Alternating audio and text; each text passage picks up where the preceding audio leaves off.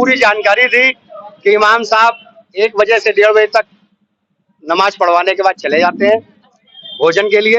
वहाँ का जो केयर टेकर है वो भी 2 से और 3 बजे के बीच में भोजन करने चला जाता है और उसी टाइम पर 2:35 पर वो अंदर एंट्री करता है, 7 मिनट तक जलाता है, उसका चुपचाप हल्के किनारे से निकल जाता है। तो ये षड्यंत्र नहीं तो क्या है कि अरे ये तो बचने के लिए बोल रहा है, तो ये चीजें गलत लगा दी जाती और दोनों संप्रदायों के बीच में खाई चौड़ी होती। ताज मोहम्मद की जगह अगर कोई और धर्म का व्यक्ति होता तब आप क्या कहते? यही कहते हैं कि उसमें आईपीसी के तहत धाराओं में जो भी संविधान के अंतर्गत धाराएं हैं उसमें ही कार्रवाई हो। हम कभी ये मांग नहीं करते हैं कि सर्वतंत्र न्याय का समर्थन करते हैं। तो आप ये बात मानते हैं कि भाजपा की सरकार थी इसलिए जल्द से जल्द पुलिस ने भी बिल्कुल बिल्कुल बिल्कुल बिल्कुल भाजपा अगर किसी और धर्म का होता तो ये बैनर में आग लगाई जाती, किसी मकानों में आग लगा दी जाती, किसी मंदिर तोड़े जाते। ये इसका तो बहुत बड़ा, ये तो बीजेपी की सरकार है इसलिए दंगा नहीं हुआ, वरना। सर आप बाबूजई में सभासद हैं, अभी कल की ही घटना है जिसमें एक धार्मिक ग्रंथ जलाने के बाद उसको, हालांकि जो था अपराधी वो तो पकड़ तो नहीं है, चलने का एटीट्यूड उसका नहीं बता रहा था कि वो पागल है, चल रहा था जिस तरीके से उस तरीके से पागल नहीं। तो आप क्या कहेंगे? नारेबाजी कर रहे थे। देखिए कोई अगर इतना बड़ा हमारी जो धार्मिक किताब है वो बहुत बड़ी मानी, हम लोग में उसकी बहुत आस्था है उसके प्रति, तो लोग जो इधर उधर से आके गलत, हालांकि पहले हम भी साथ में थे उनके, लेकिन जब पुलिस प्रशासन ने 24 घंटे का समय दिया तो हम लोग जो है खामोश हो गए। फिर एफआईआर किया तो एफआईआर हम लोग कराने चले गए, एफआईआर भी पुलिस ने तुरंत दर्ज कर दी।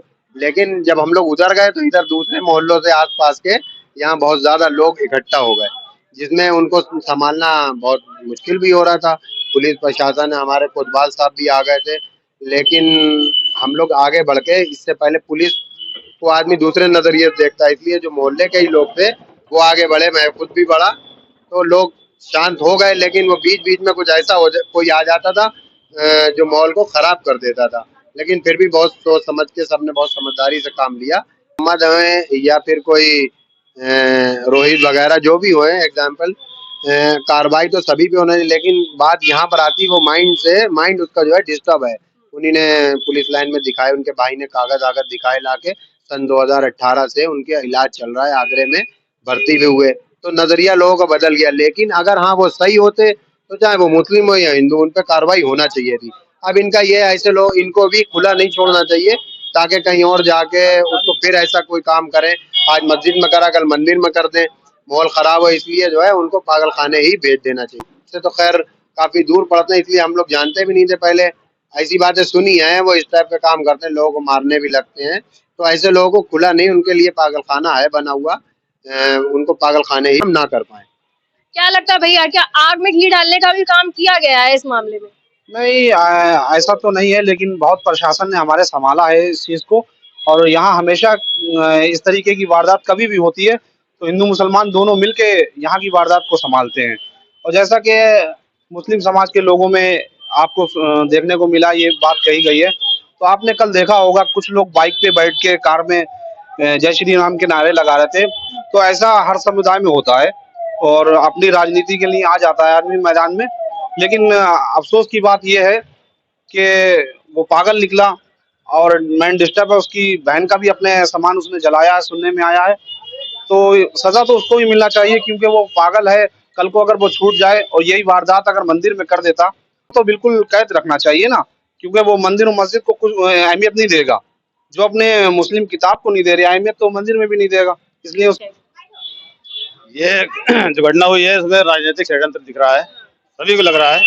क्योंकि एक पागल आदमी मोहल्ला बाड़ोदई से चलकर बाबूदई की उसी मस्जिद क्यों गया। दूसरी बात यह है कि जो बाद में घटना हुई है कि पोस्टर जलाए गए और नारे लगाए गए, ये एक सुनियोजित षड्यंत्र लग रहा है। तो इसलिए पुलिस पूरी जांच करे तत्परता से, और एक बहुत बड़ी घटना होने से बच गई, दंगा होने से बच गया।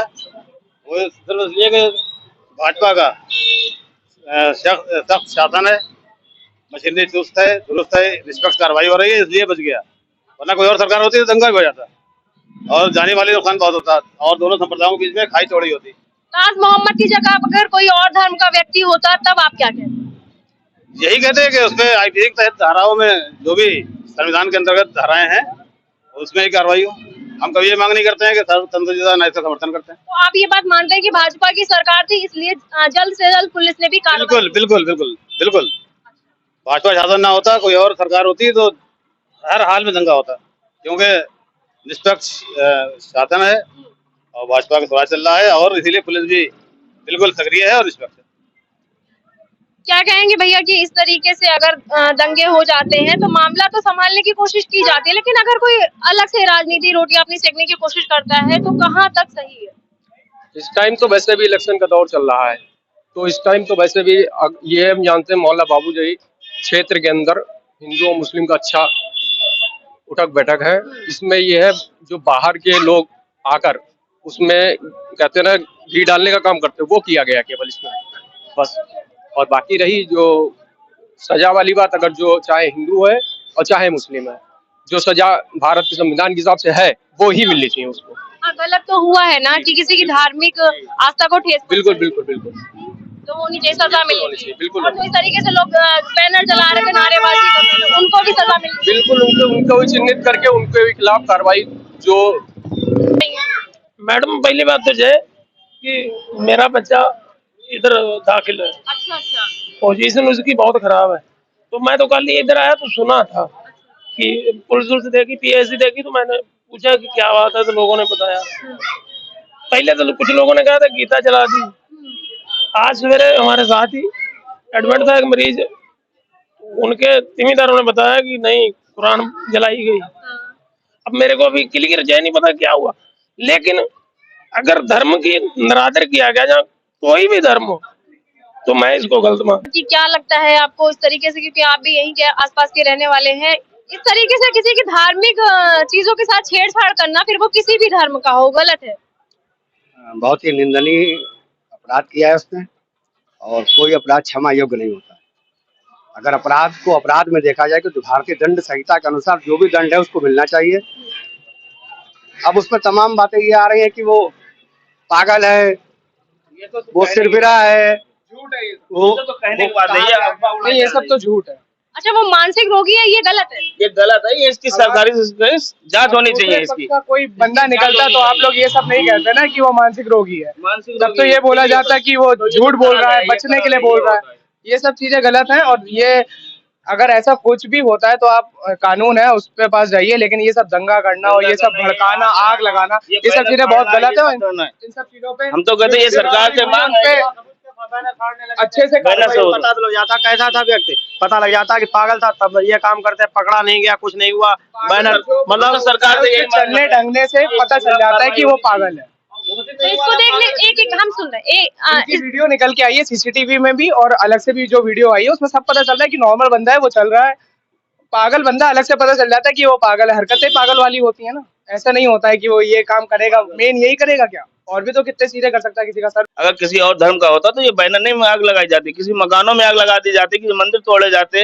ये इसका तो बहुत बड़ा, ये तो बीजेपी की सरकार है इसलिए दंगा नहीं हुआ, वरना ये दंगा होने का। क्या कह रहे भैया? पक्ष के लोग अगर होते तो आप लोग यही बोलते कि वो पागल नहीं है, वो बचने के लिए पागल बनने की एक्टिंग कर रहा है, तो ये चीज गलत। पागल तो नहीं है, चलने का एटीट्यूड उसका नहीं बता रहा था कि वो पागल है, चल रहा था जिस तरीके से उस तरीके से पागल है। हम तो सरकार से यही मांग करेंगे उसकी जांच होनी चाहिए, ये अगर पागल ना निकले तो उसे सजा होनी चाहिए। जी हाँ, क्या कह रहे भैया? देखने में तो नहीं लग रहा है ना, पागल नहीं लग रहा। देखने में नहीं लग रहा है, बाकी उसके अंदर क्या है उसका तो नहीं पता है। आप लोग कह रहे हैं कि हो सकता है वो पागल ही ना हो, क्या कहते हैं? पूरा षड्यंत्र है। एक व्यक्ति 4 किलोमीटर चला आएगा और उसी मस्जिद में जाएगा और सीधा कुरान जलाएगा। पूरी जानकारी थी कि इमाम साहब 1 बजे से 1:30 बजे तक नमाज पढ़वाने के बाद चले जाते हैं भोजन के लिए। वहाँ का जो केयर टेकर है वो भी 2 से और 3 बजे के बीच में भोजन करने चला जाता है और उसी टाइम पर 2:35 पर वो अंदर एंट्री करता है, 7 मिनट तक जलाता है, उसके बाद चुपचाप हल्के किनारे से निकल जाता है। तो ये षड्यंत्र नहीं तो क्या है?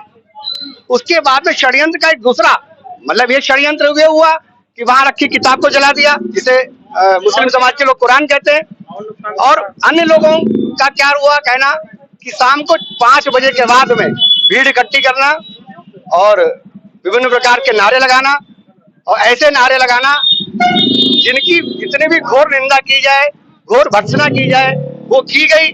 लेकिन रिजल्ट कुछ नहीं निकला। नारे लगाए जा रहे थे कि गुस्ताख नबी की एक सजा सरतन से जुदा, सरतन से जुदा। सरतन से जुदा के मतलब है गर्दन काट दो उसकी। जो पकड़ा जाए। हाँ, नहीं पकड़ा नहीं जाए, मतलब जिसने जिसने ये अपराध किया है, उनकी नजर में जिसने जिसने अपराध किया है। ये बौद्धिस्ट हैं, पारसी हैं, 20 करोड़ लोग ही ऐसा क्यों करते हैं? सिर्फ 20 करोड़ लोग ही ऐसा क्यों करते हैं? बाकी लोग क्यों नहीं करते? सरतन से जुदा के नारे को लगाते हैं। आज सपोज करो वो मुस्लिम पकड़ गया तो वो पागल घोषित हो गया। 5 किलोमीटर तक पैदल चल के आया तो पागल नहीं था। उसने किताब जला दी तो पागल नहीं था। किताब जला के आराम से घर पहुंच गया, पागल नहीं था। पुलिस ने पकड़ा, पागल हो गया।